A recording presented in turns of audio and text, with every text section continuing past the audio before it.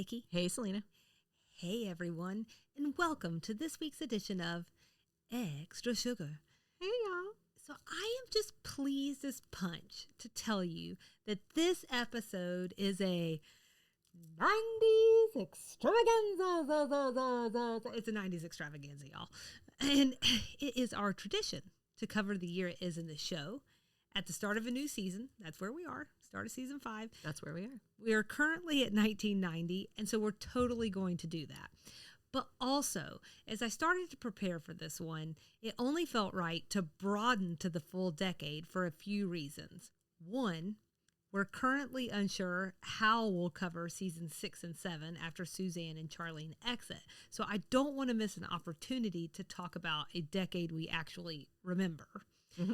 And 2, even if we do wind up breaking down both of the last seasons, that still only gets us a few more years in the decade to cover. And that misses a lot of really important, pivotal 90s things. Pivotal, really. Pivotal.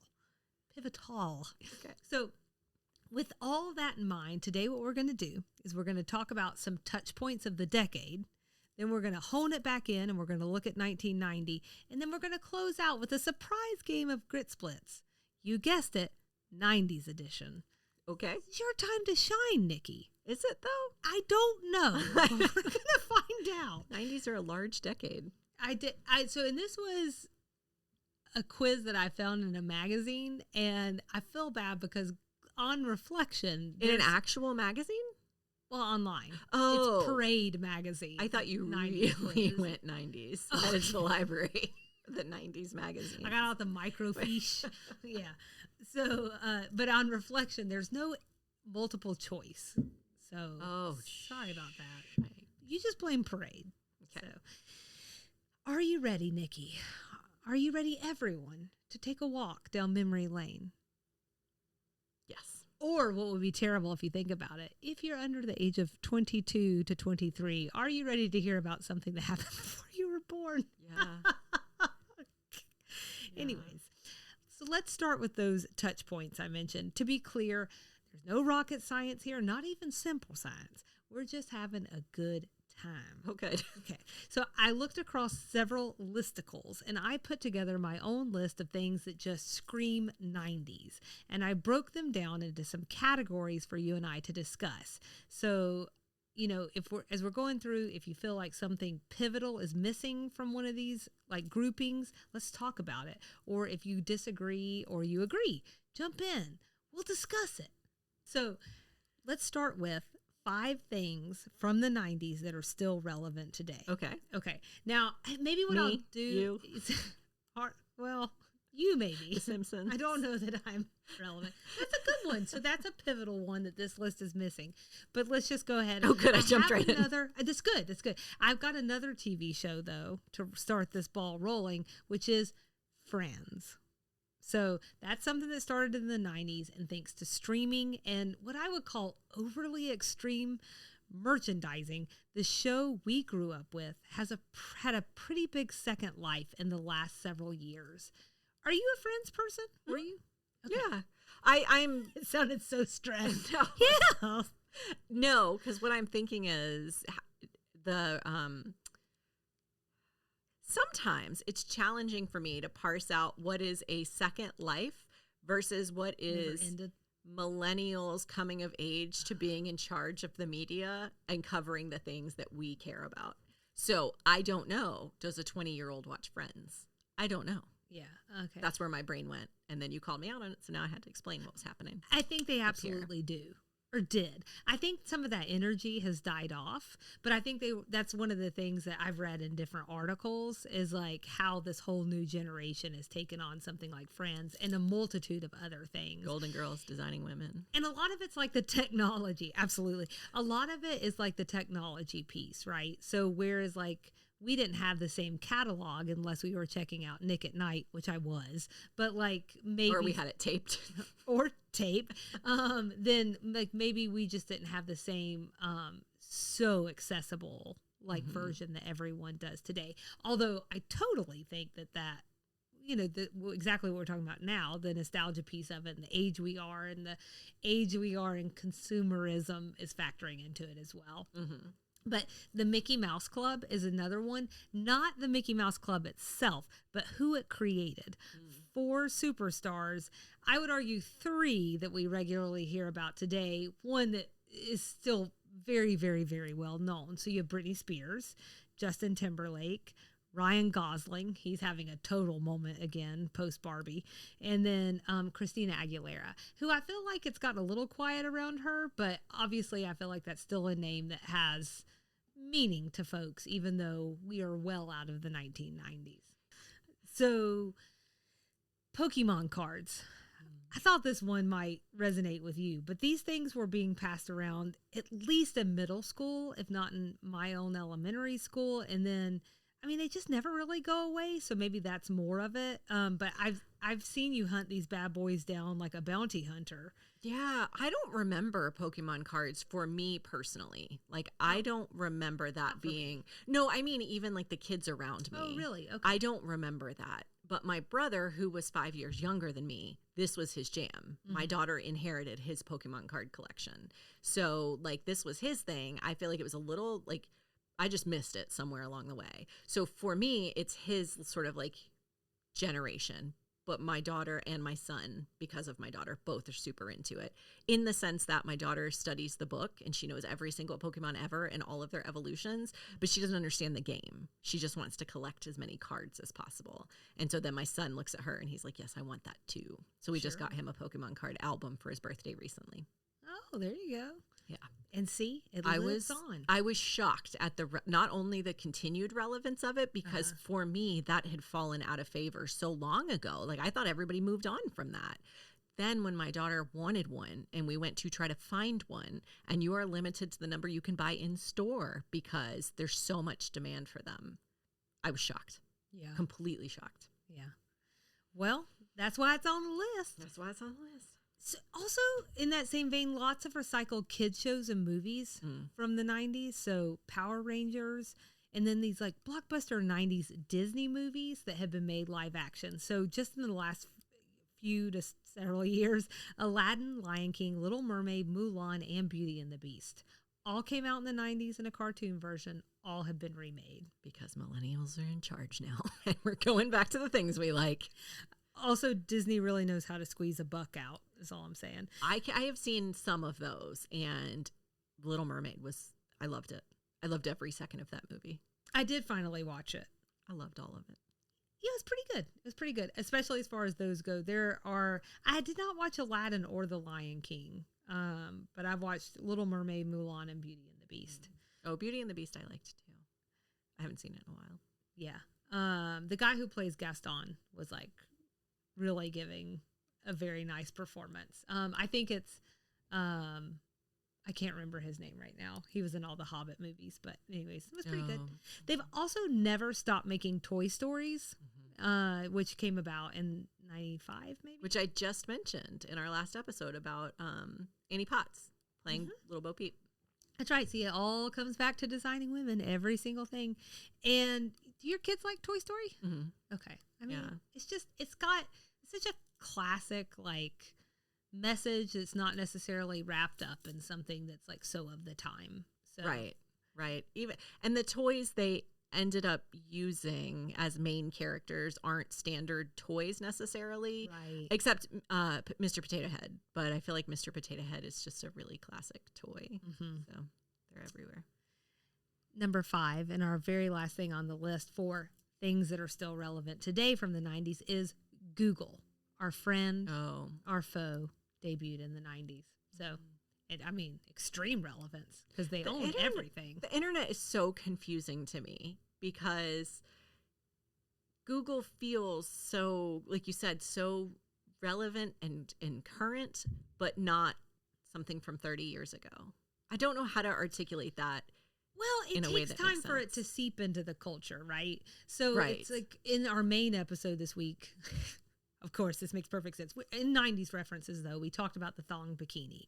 Now, thongs came out in the 70s initially, and then they were called a G-string. And then they sort of made their way into mainstream culture. It took 20 years to get there. And I think technology is changing the speed of that. But still, it takes a while for something to like come into existence and then like every single person to know about it. It's just so weird to me because when I think about the 90s and the internet, I think about AOL. Yeah. I don't think about Google. Yeah. Well, you didn't know them, in all fairness. So it's not like you were Googling anything in 1999. I was asking Jeeves. Yeah, we were all asking Jeeves. I was asking my mom, when are we getting a computer? So we were all asking different things. You know what I'm saying?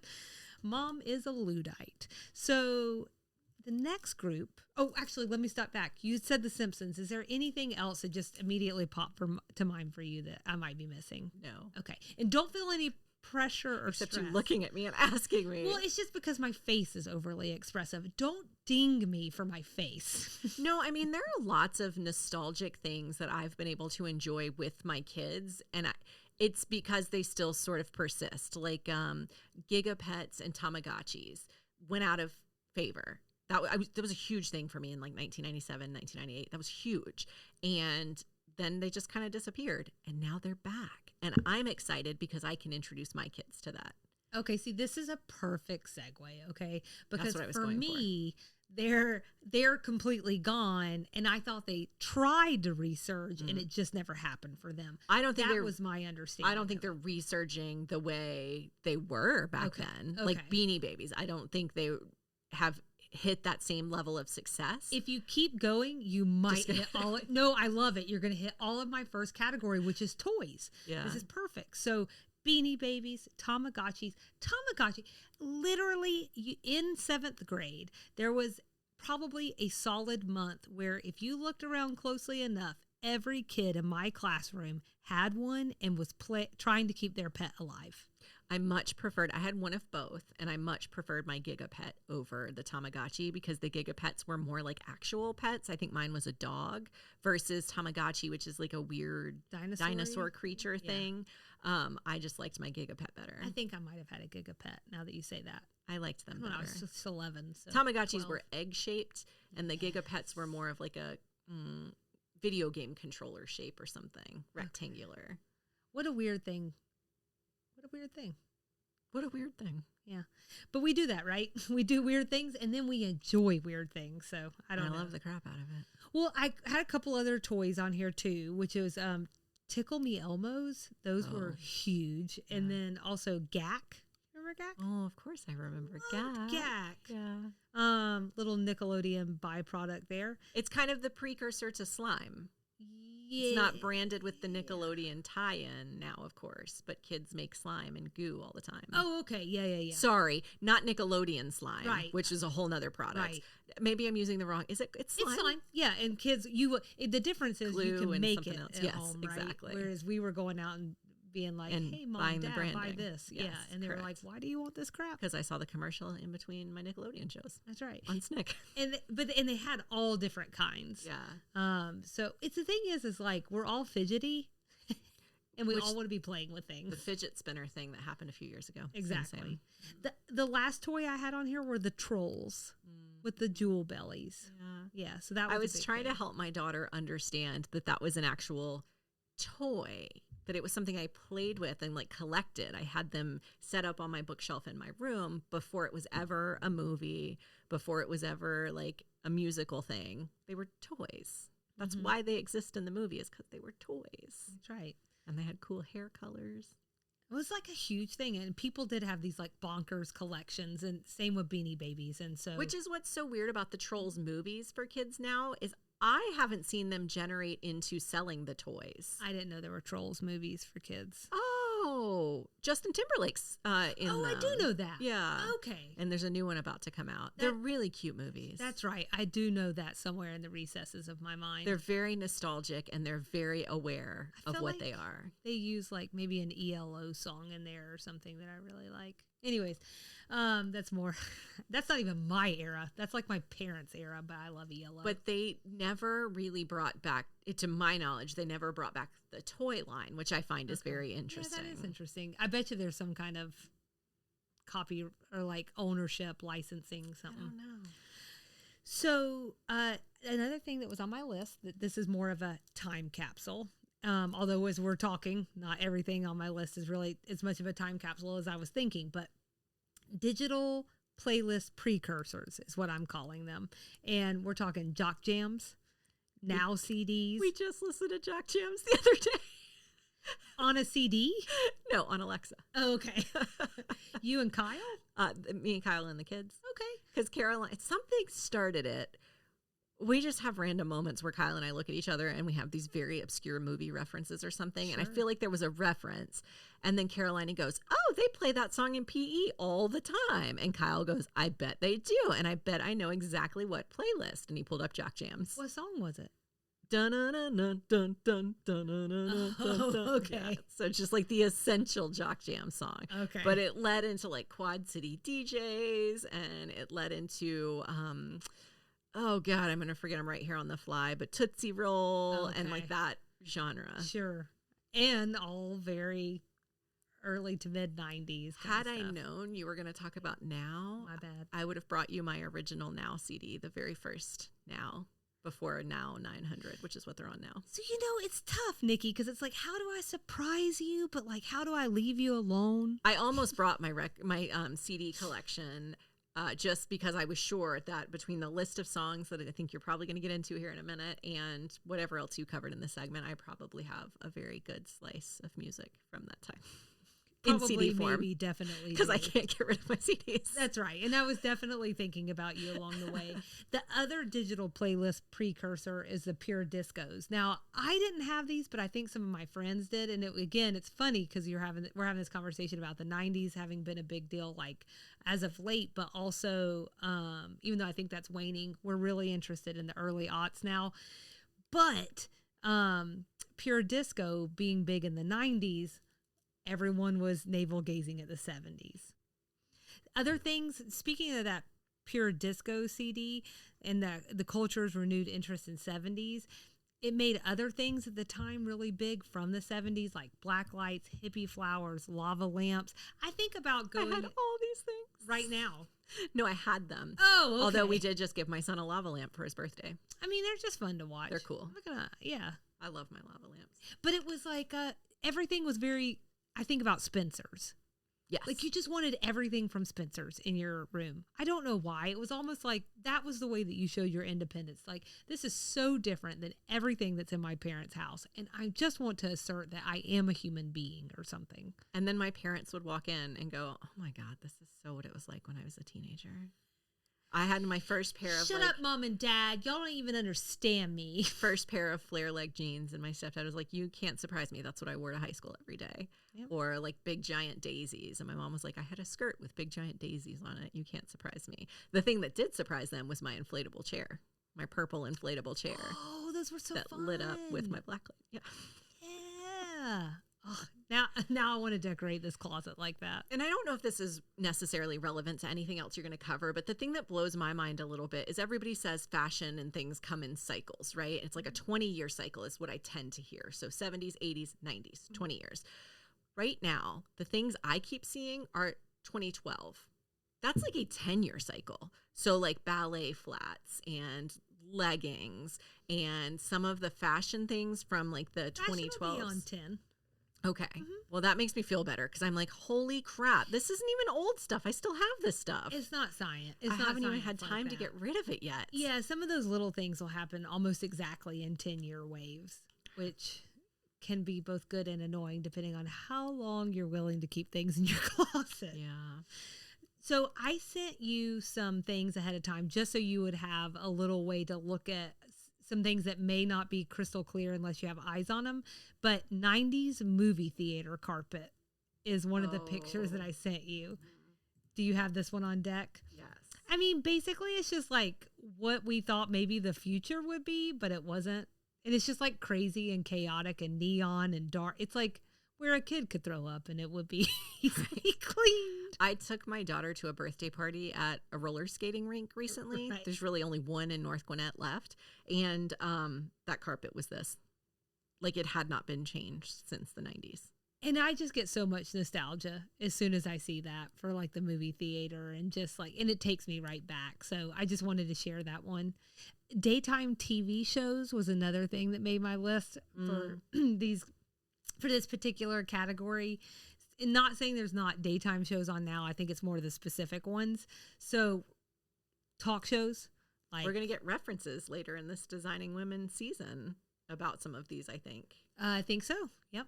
But like Ricky Lake, Maury Povich, Montel Williams, Jenny Jones, Jerry Springer. Then you have courtroom shows like People's Court or Judge Judy, or kid TV like Wishbone.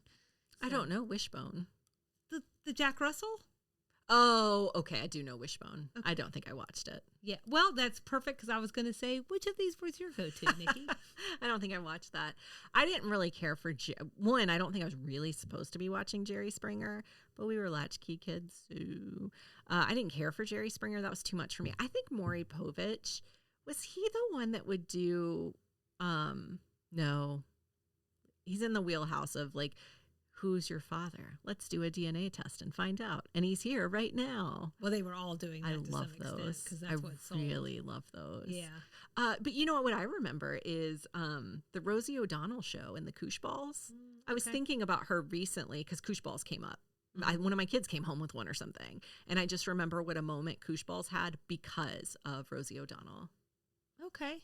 Yeah. I did. So I think I probably, at different periods throughout the night, because the 90s was like the whole stretch for us, right? I mean, not the whole stretch because we were in high school in the early 2000s, but like it's so much that it covers like different periods. It doesn't feel like one decade. I think I watched all of these things in bits. I mean, you've seen all of it in bits and pieces, like the courtroom dramas. Like, were you homesick one day and was Nickelodeon only showing the baby shows, so you had to flip over to ABC and they had the courtroom show? You watch that because what's not interesting about someone backing into someone else's cart at the grocery store and having it run over their toe, and now they're suing for $2,000 in civil court?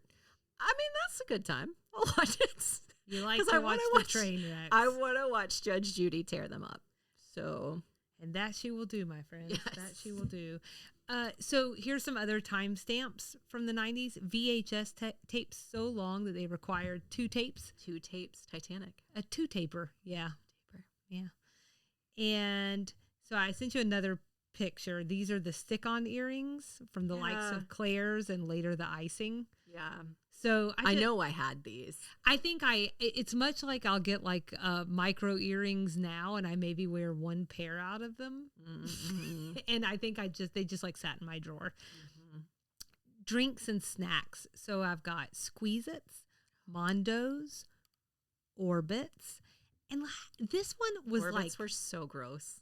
I loved them. They were so gross, and they are disgusting. But I would buy them. Yeah, I would be the thing I would ask for. It was the lava lamp of drinks. The lava lamp of drinks, and they had that weird.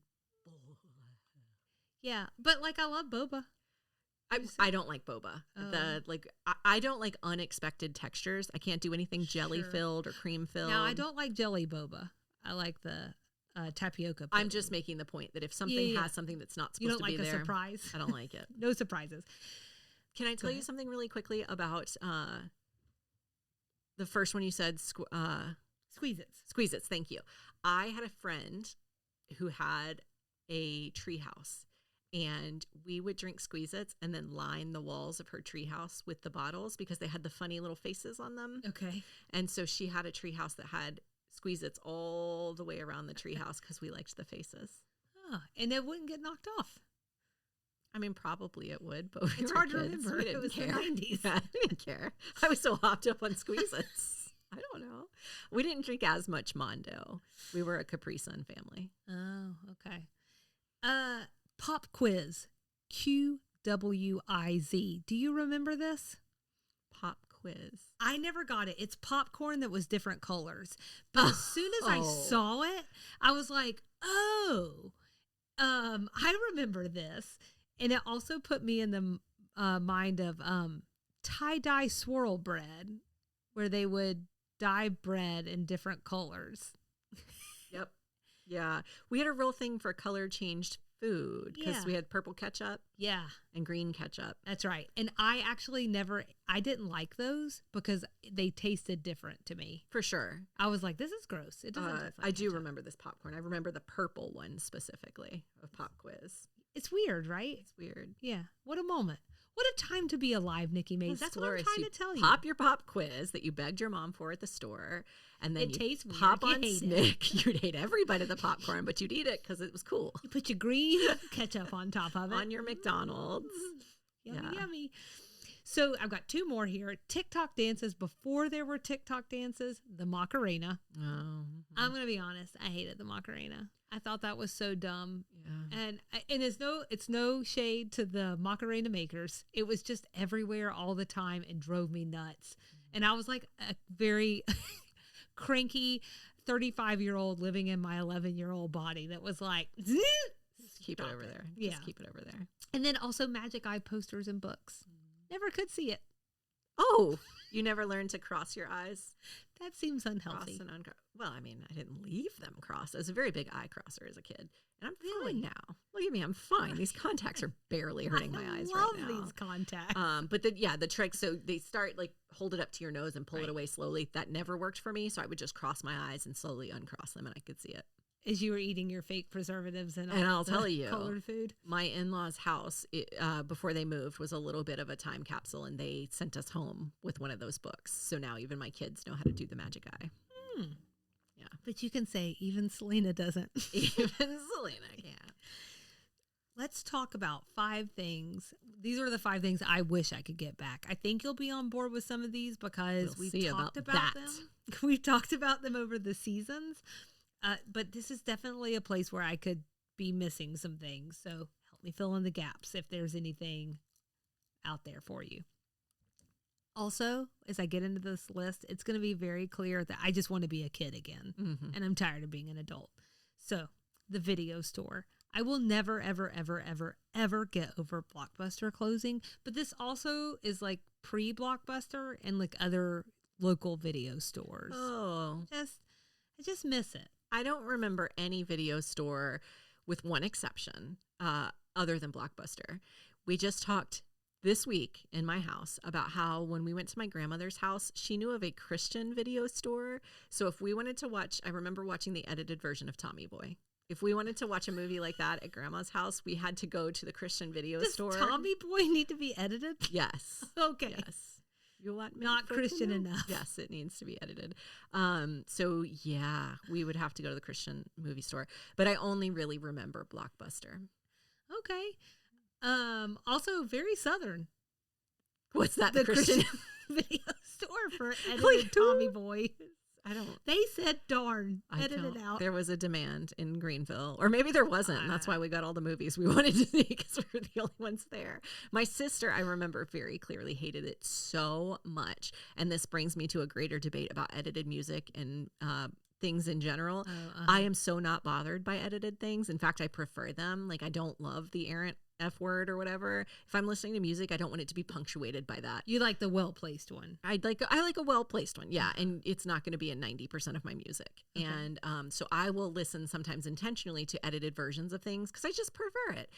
My husband hates it. My sister, I remember, hated those movies. And I'd be like, why do you hate so much that you can't hear bad words? I don't understand. Why does that bother you so much? And I just remember being so pious about the whole thing. And how do you feel now? It's still almost the same way. Like, I'd ask Kyle, why does that bother you so much? Like, it just interrupts the flow. Is it because you're a drug dealer? Is it because you don't love God? What is that about? Interesting. So many questions this raises for me. And honestly, should we even be together? Would you want your children listening to that? So yeah, it's interesting. Okay. The TV. This is one definitely we talked the TV. About. Nickelodeon. Oh yeah. And for me, I already mentioned this one, but Nick at Night, and then TRL, TGIF, all things I know that both of us really loved. Yeah, there was just nothing. I read something recently, and this is where I'm just so knee deep in almost midlife and nostalgia. Something recently was like being homesick for a place you can never go again. And that feeling of maybe we talked about this here, that feeling of like being on the couch with my siblings on a Friday night with nothing looking at us the rest of the weekend and just hearing that theme music for TGIF start, or knowing that Are You Afraid of the Dark is about to come on. You can't go back there. Right. And I think it kind of puts a funny lens on the whole thing, because it means we're all trying to recapture something that can never be again, which is probably why some of these remakes are so bad. Yeah. But that's okay. It's happening. It's happening to us. Whether we like it. Wacky gym equipment, like the rainbow tent and those scooters. So I shared pictures of those as well. I will say that, do you remember the rainbow tent? Yes. So I didn't know what it was called, but as soon as I saw a picture of it, I was like, oh my God. So did you like it when you were in school? Yeah, we called it a parachute. Parachute. That's what we called it too. Yeah. Okay. So these must be northern kids. I don't know. Anyways. Yeah, I don't know. But I love that thing. So if people can't picture, you. it is parachute material. It's huge and round. It's rainbow colored. Like a circus tent. Yes. And every little kid stands around it. You get your like own little triangle of color. So she would say, you go to the blue one, you go to the yellow one. And then you would just do stuff with it. You like throw it up in the air. So the one I was miming. Run underneath it. The one I was miming. You throw it up in the air and then you pull it down behind you and sit down on it. And everybody's sort of in this crouch position while it slowly comes down around you.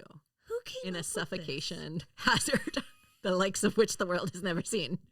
A fire hazard. And so, but I loved it. Or they'd have you like run around in a circle with it and do like the maypole thing. I'm pretty sure they were just training us, right? They were, but that's like all the elementary school is. Some They're kind like of weird training. You spend 7 years learning how to like stand in a line. Yeah. It's like really what goes on. Yeah. Anyways, it was good. It was really fun. Enjoyed it. So I love seeing that thing again. The scooters, I did not love the scooters, to be honest, but it just made me feel very nostalgic. If people don't know what these are, like literally it's the thing that you sat on. It had 4 wheels and they made you play stupid things like crab soccer. And ultimately every time someone is going to get their finger ran over. And it's going to be a big deal. I feel like I vaguely remember racing them. And part of the reason I didn't like them was because the wheels were like something was wrong with. They only picked like bumpy marbles to use as wheels or something because they were very unsteady, like the worst shopping cart at the grocery store. Exactly. Yeah. Yeah. You didn't always get it. And so you couldn't race because you'd be over in the corner and you don't know how you got there, except that's where it took you. Right, which is my exact thought. How did I get to this 6th grade gym class? I didn't ask to be here. Exactly. Not to mention PE was like my least favorite part of any day. And where is the rainbow tent? Just bring that out. Nobody cares about it. What's wrong with that? Okay, and then my very last one for here was jellies. Jelly sandals? Yeah. Flats in the early 90s, platforms in the late 90s, and then I hear those platforms are making another comeback, but I'm 38, so I don't know.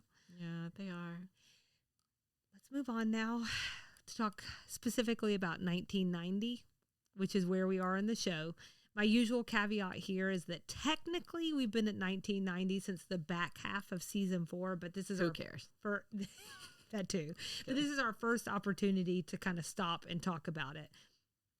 The very first thing I have to report, and this is critical now. I have to. This is the year Designing Women has finally cracked the top 10 lists of shows. Oh, hey, 5 seasons in. At least according to one list I read, and it's number 10, but gosh darn it, it's there. So that's number 1. And then I try to keep these things about like a little more fun, a little light, but there are some pretty significant historical events that I feel very weird skipping, so I'm going to run through those really quickly.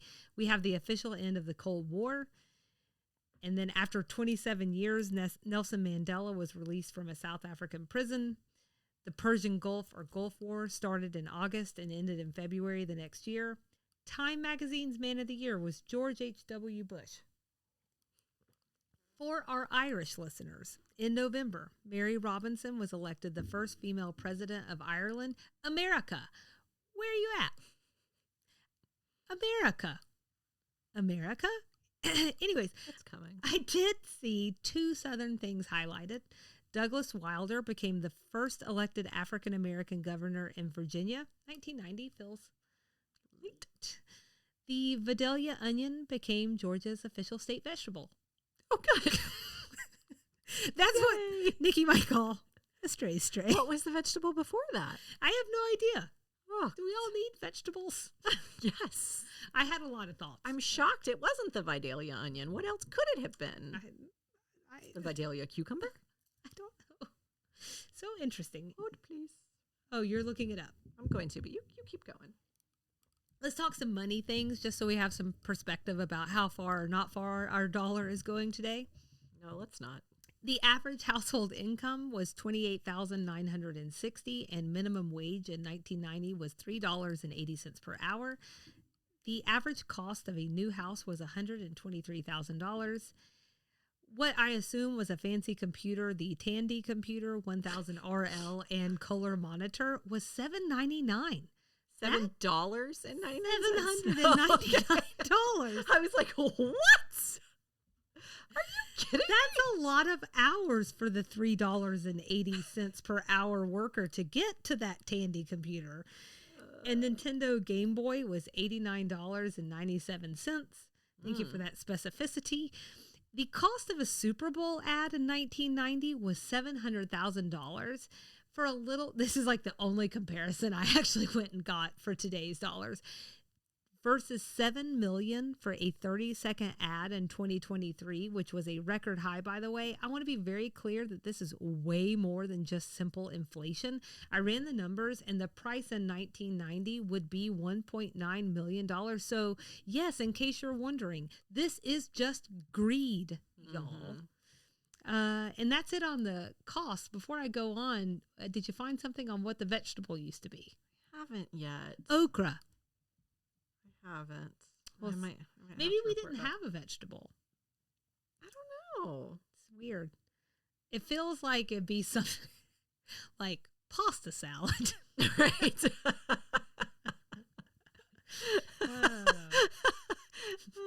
That's what it really should be. Okay. Trendy times. Here's some of the lingo from 1990. And I would just argue that now these are really more of the general lexicon, but chill out, FYI, freak out, get over it, old school. That one felt like it would be newer, like something that came around later than 1990. That feels like a dig again. This entire vocabulary list feels like a dig against me. I say like old school getting all kicked the time. in the shin. Over and over and over. Whacked, yada, yada, yada. Whacked like crazy. Yeah, someone who's out of their mind. Okay. And then yada, yada, yada to me is like forever cemented as a Seinfeldism. Seinfeld. Sorry, y'all. I've been talking a long time. Just bear with me. And then let's talk about what people were watching and listening to while Nikki tries to find this is going to drive the me vegetable. I think you might be Georgia. right. Maybe there wasn't one before it. Yeah, I don't know. Or it'd be something fried. I was thinking I was going to say like fried green tomatoes, but I was like, well, at least that is. It'll be like macaroni and cheese.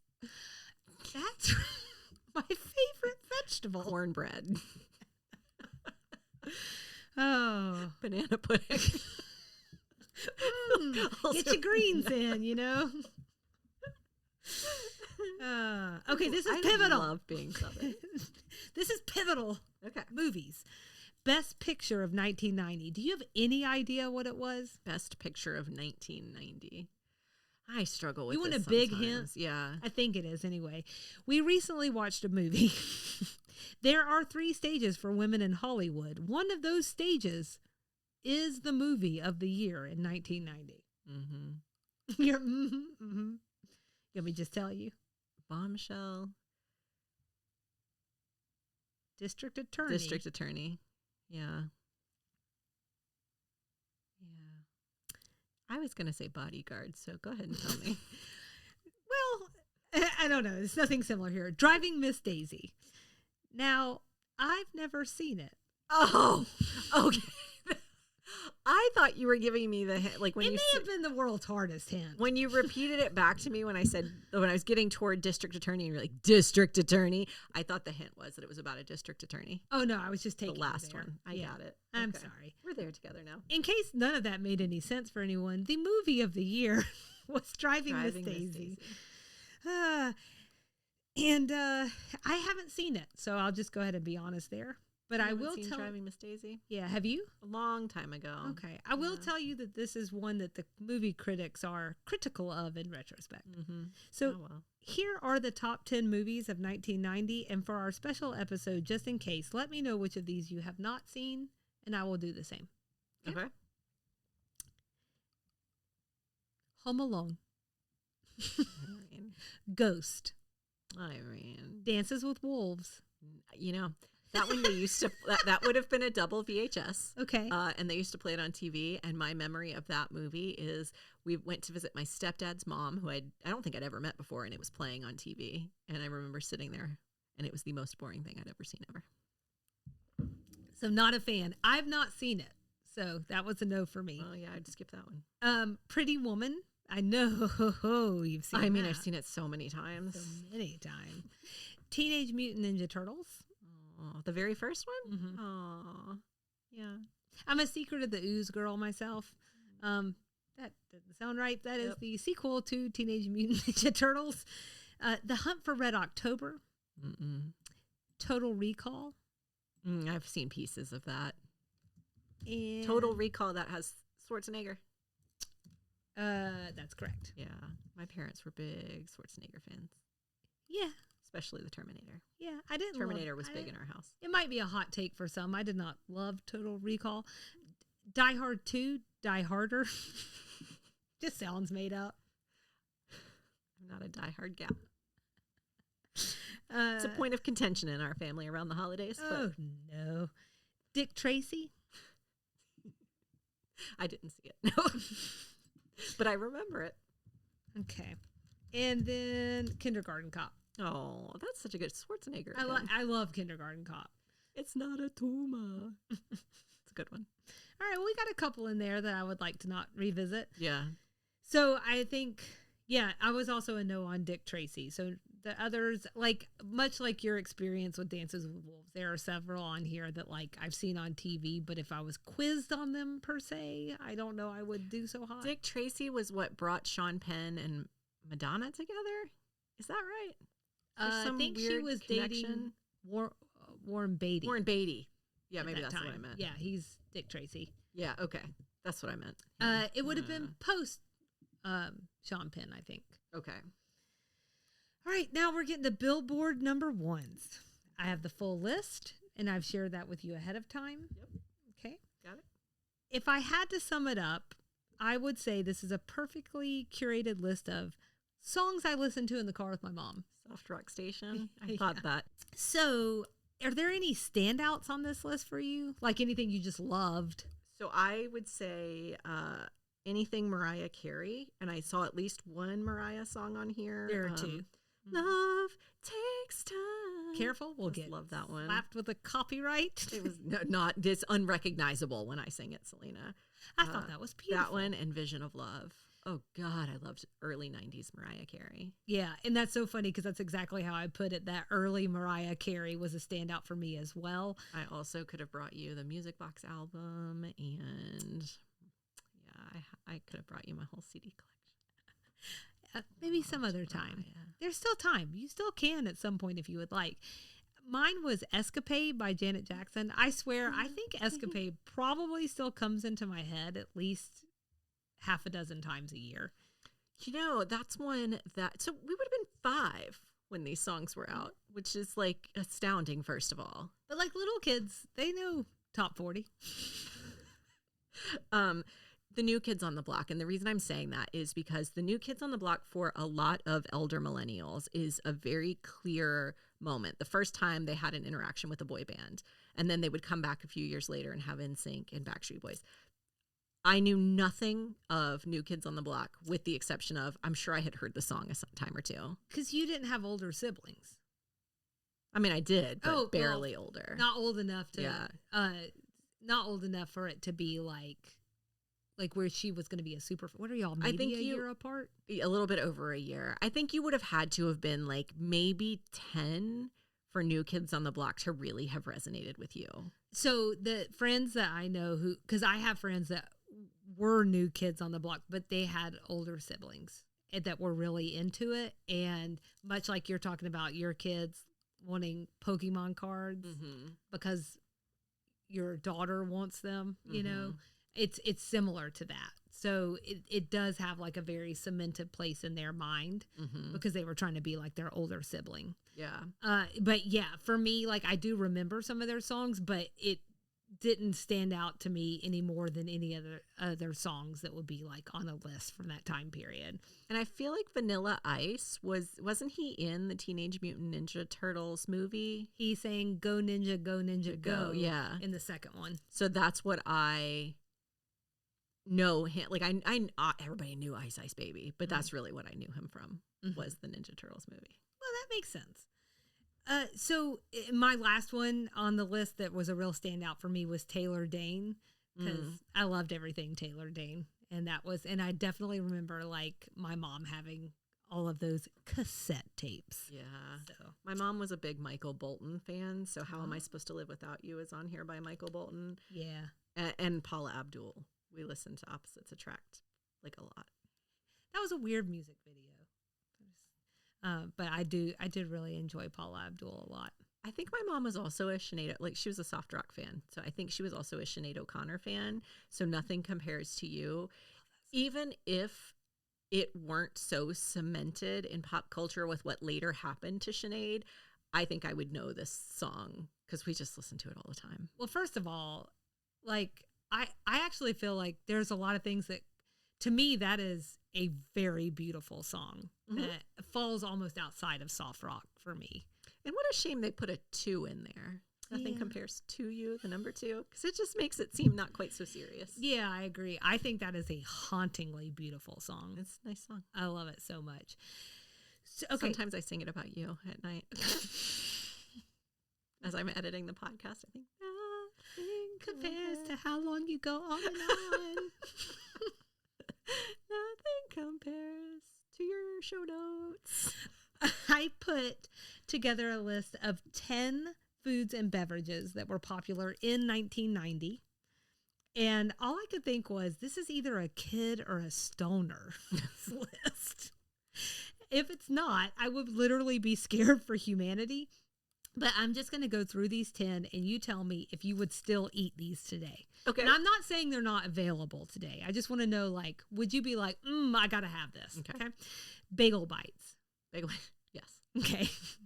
SpaghettiOs. No, God, no. But my kids do eat those at my parents' house.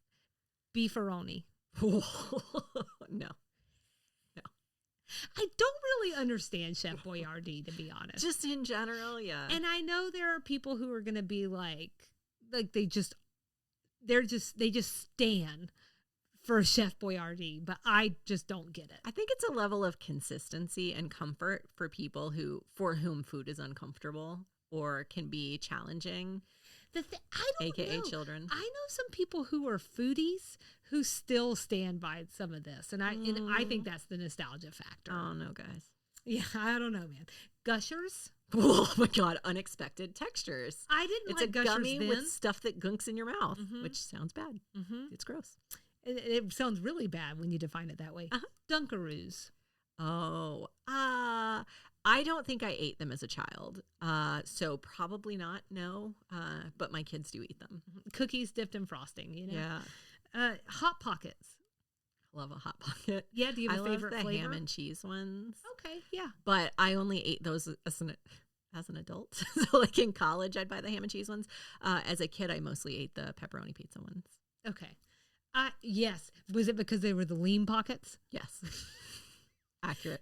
Lean pocket. Diet culture. I know. It's so silly, isn't it? Yes. There was like a meatball one too. It was like turkey meatballs, super healthy. Yes. Oh, we were just really snowed by the marketing, you know? But that ham and cheese one, I would still eat that. That one was good. It's probably worth a visit. Yeah. See, this is important for you and for me. What will we take away from this? I'll be knee deep in some Dunkaroos tonight. I can't even imagine what a ham and cheese Hot Pocket would do to my stomach. I'm sure it'll be great. Lunchables. Oh, you know what? Yeah. No, I wouldn't eat them. My kids eat them. The pizza ones, that's vile to me. It's cold. Oh, the crust is I'm like, careful now. You're stepping on Ashley's favorite food. Oh, you know what, Ashley? She's not alone. Like, so many people love the them. pizza Yeah, ones. no, it's for me. This was a question for me. Would I That's still eat right. them? Ashley, That's right. you do you, girl. I'm happy for you. I let my children eat them, and if that doesn't tell you how I feel about them, I don't know what will. I will be I think they're disgusting. I thought they were disgusting when I was a child. I love the idea. And right. And you're right. Let's be very clear. We are not, like, if this is for you, we love that for you. Do it. It's just, I don't want it. I love the concept. Yeah. So, like, cheese and crackers. So I make my kids sometimes, like, homemade. Charcuterie.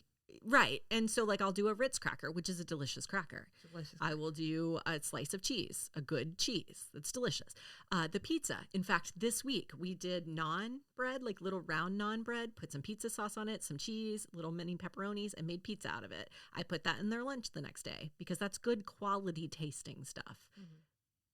The Lunchables pizza doesn't taste good to me. I would be interested. And they have started, because of charcuterie and the popularity there, they've started doing Stepping some of the elevated ones on the meat and cheese end. Yeah. To varying degrees of success, in my opinion.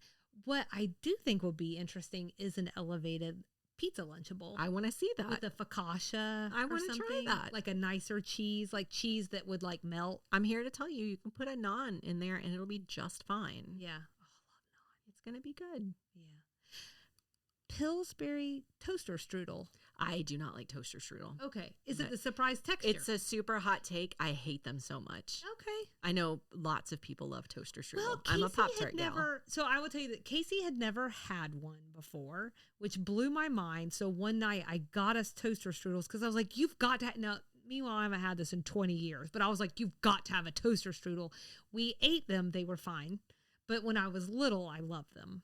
So it's the unexpected texture. They never really, to me, and maybe I just didn't know how to do it, they never warmed up properly. So the inside was like a weird, not quite super warm or blazingly hot. Mm-hmm. And then not for me. It was like an attempt at an elevated Pop-Tart. Yeah. Which I'm also into. Just rather have a Pop-Tart. Okay, then I'm going to go to Totino's category here real quickly, which has two entries. One is the pizza roll. Pizza roll, sure. Yeah. How do you feel about that? I'd eat that now. Yeah. Mm-hmm. And then the stuffed nachos. I don't think I know this. Thank you. I was like, what's a stuffed nacho? But I'm very upset because you know what? My inner 12-year-old wants those really badly. Oh. Yeah, that's what I'll have to say about that. So for me, I think that I would definitely eat the bagel bites and the pizza rolls and that kind of thing. Beefaroni, actually, despite its name, if I had to eat a Chef Boyardee item, that's the one I was the most okay with. Yeah, that was the one I hated the most was the ravioli. I know I'm stepping on some inside toes is there. Weird. It is. It's a weird texture. I don't know what's happening. It's a weird texture. Again, for anyone who loves it, and ravioli is like round and shredded. How is it both at the same time? I don't know. I don't know what's happening there. So anyways, that's the 1990 food. God, now I'm hungry. I had several things that I have put into the show notes in our blog post that is about if you want to explore like what's going on mentally for us, not Nikki and I necessarily, though maybe that is an article's worth. But if you like want to know like mentally across like the generation, like why have we had this step back into the 90s? I've touched on a couple other things. I just sort of wove them in instead, but there are some articles dedicated to that. Spoiler alert, sometimes it's just a business minded thing as well. So that's all there for your listening Millennials pleasure. Got the money now. That's right. For us, on the other hand, I thought we'd do that really quick 90s edition of the Grits Blitz. I'm supposed to have theme music queued up, aren't I? Oh, no, I don't think so. I have theme music. Oh, you do? Oh, wonderful. Do you want it? Yes. Well, now that I've made this awkward. Not at all.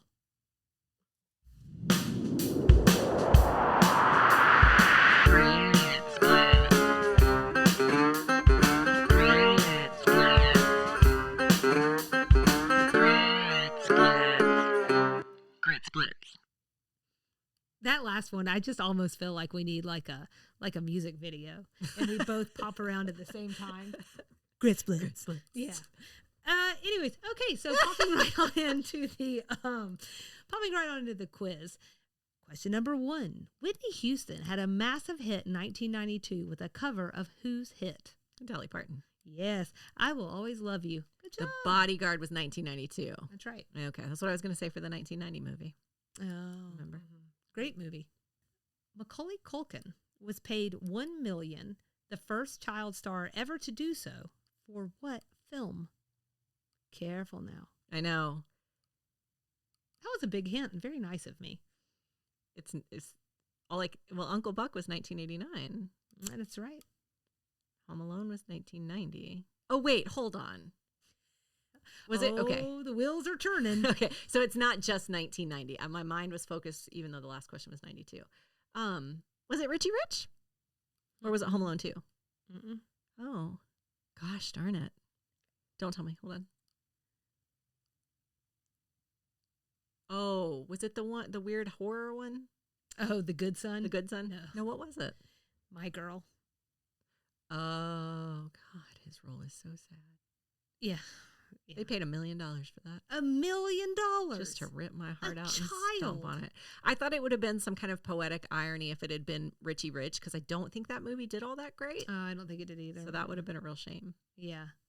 Yeah, no, and I shouldn't say a child got $1 million because I'm pretty sure he was supporting like his entire family. My Girl was 94? 93? 91? 91. And then because movie. My Girl 2, I think might have been 94. 94. Okay.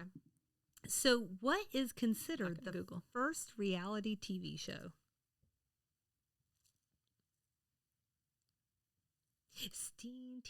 I know. I'm going to go with something easy because I'm not going to be able to think of it. I'm going to say Real World. Yeah. Oh, yeah. It's the 90s. Yeah. Think 90s. You got this? What is... I read that. Oh, well, it starts the same way, so excuse me. What was the most watched TV episode of the 1990s? This is a show you never watched. I'm going to give you some hints because I think it's really unfair. I don't think you may have seen it in passing, but I've never heard you be like a fan. It also went off the air in the early 90s, if that's helpful. Is it Cheers? Yes. Yeah. Okay. I remember that because we watched the Cheers finale because my parents loved Cheers. Yeah. And we watched the Roseanne finale. And I remember watching that in a hotel room in Florida, maybe, because I loved Roseanne. Ah, yes. I don't know. I'm feeling terrible because it's not multiple choice. I'm not doing so bad. No, but I don't want to leave you out on that. Like, I appreciate that. Yeah. I didn't force you to negotiate stakes either. So. Oh yeah, no, I wasn't going to do that. We're just easy peasy. It's Okay. 90s, no stakes. There were no stakes in the 90s, were there? What Nickelodeon show kickstarted the careers of Nick Cannon, Kenan Thompson, and Amanda Bynes?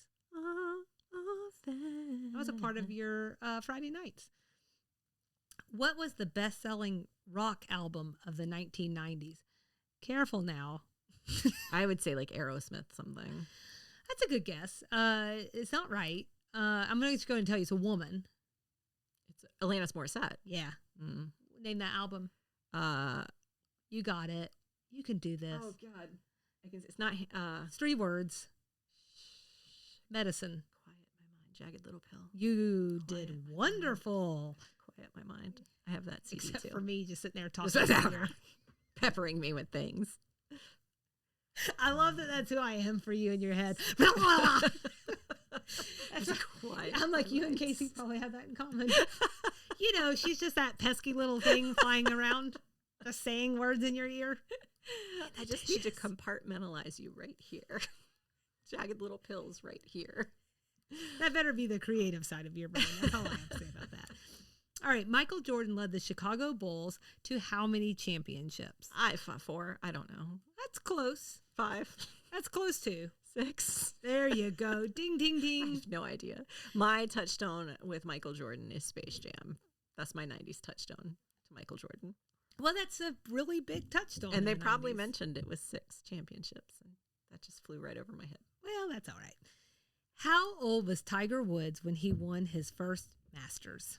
And this is right in your wheelhouse. Well, I'm such a golf fan. 21 or 17. Well, which one is it? 21. Good job. Because your eyebrows perked when I said it. 21. It could be any age. What TV show's creator had a rule that its characters couldn't learn lessons or hug to end episodes? I think that last one's a really good rule. It's a show you don't really care for. That blows my mind, but that's perfect. Fine. Is it Seinfeld? It is. Yeah, okay. That tracks. And then what soda's working name was Mountain Dew Killer? And there's nothing more 90s than this, Nikki. Surge! That's right. I had a Surge alarm clock. It's just cocaine for kids. And you know wake you up every morning and go, Surge! Oh, Surge! Really? Surge! God. If I was your parent, that would have been accidentally broken. I think my parents got it. Oh, really? I think we won it somehow. And that was the alarm that my brother used to wake up in middle school. They were just giving them out for free. It's so weird. Oh, my gosh. I love Surge. Surge, yeah. And what a great way to end a 90s segment. You know what I'm saying? Surge! Okay. So thank you, everyone, for joining us for our inaugural Season 5 Extra Sugar. That's why I made it 3.5 hours long. I hope we hit on some 90s things that you love. If we missed something critical, let us know. Clearly, we like to talk about the 90s. Welcome back, Nikki. Welcome back, everyone. Cheers to a great Season 5. You know the drill. DM us, email us, contact us from the website, find us all over the socials, and that's this week's Extra Sugar. Surge!